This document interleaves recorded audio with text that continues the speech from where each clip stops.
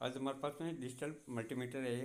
ये पूरा डेड है। इसको एक बार ओपन करेंगे। ओपन करके एक बार बैटरी बाहर निकाल देता हूँ। इसके क्या है, यहाँ से कनेक्शन टूट गया है, इसको रिसॉल्व कर लेता हूँ। इसी के साथ में एक बार हमारा सेट तो ऑन हो गया है, लेकिन इसके अंदर एक प्रॉब्लम है। ये देखिए, ये बीप साउंड की कंटिन्यू बीप साउंड आ रही है। यहाँ पे एक रेजिस्टेंस लगी हुई है। यहाँ पे ये असेंबली रेजिस्टेंस है, वो तो मेरे पास में नहीं है। यहाँ पे 1K का एक रेजिस्टेंस लगा देता हूँ ताकि मेरा काम ये सेट ऑन हो जाएगा।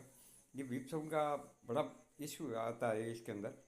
ये सेट हमारा ऑन हो गया है और हमारी बीप साउंड भी